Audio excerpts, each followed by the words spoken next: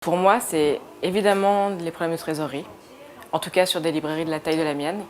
Petite et moyenne librairie, c'est vraiment des questions de trésorerie qui sont liées, entre autres, aux faibles marges, mais aussi, bien sûr, à un difficile travail de maîtrise des achats et de gestion des achats.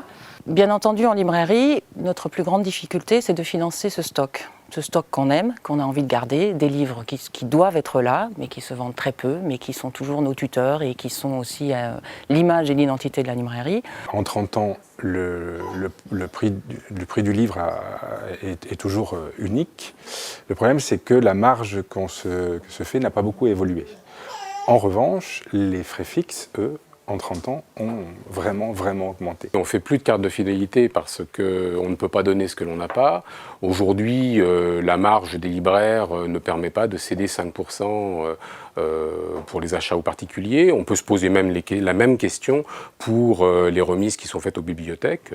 Parmi les multiples difficultés que rencontrent les librairies, moi j'aimerais développer une en particulier, à savoir la concurrence que nous font certains grands confrères sur le terrain des marchés publics. Halte au cannibalisme. Je pense qu'il y a d'autres bonnes choses à faire que de chasser sur les terres des collègues à l'autre bout du territoire. On vend de la carte postale principalement et un peu de CD. Alors la carte postale, c'est parce que ça fait augmenter notre marge, parce qu'on a une marge qui n'a rien à voir avec celle du livre. C'est aussi pour offrir un service. Faire rentrer des gens qui ne rentreraient pas forcément pour du livre, pour qu'ils se rendent compte qu'à l'intérieur, on ne va pas les manger, qu'ils pourront déambuler dans la librairie. Enfin, ça fait venir des nouveaux clients. Et le CD, c'est la même chose. C'est-à-dire c'est un service qui est offert à des gens qui vont rentrer et potentiellement acheter des livres plus tard. Pour augmenter son chiffre d'affaires tous les ans, il n'y a pas 36 solutions. C'est présenter une offre de plus en plus importante pour, effectivement, avoir l'espoir de voir une clientèle plus nombreuse circuler dans son lieu. Si on reprend l'exemple de notre exemple, on s'est agrandi il y a 3 ans. Le chiffre a fait un énorme bond. On est vraiment dans une librairie de livres, donc on a un petit peu de DVD, des choses comme ça, mais c'est vraiment très marginal. C'est vrai que c'est du 99% de livres et j'ai pas l'intention que ça change, quoi. C'est une guerre, quoi.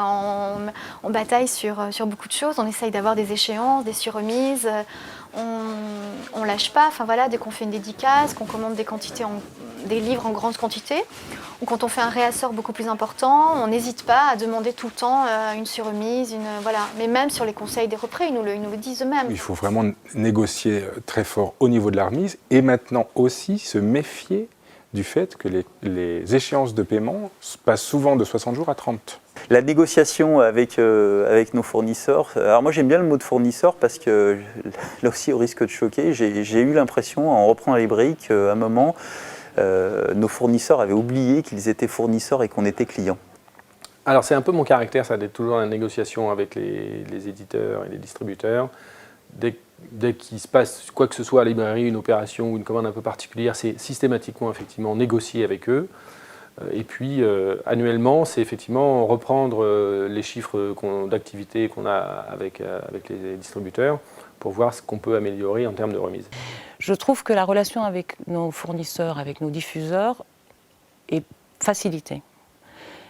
Je ne suis pas en guerre, on n'est pas en guerre, ni l'un ni l'autre. On essaye de travailler au mieux, de trouver effectivement les meilleures opérations possibles.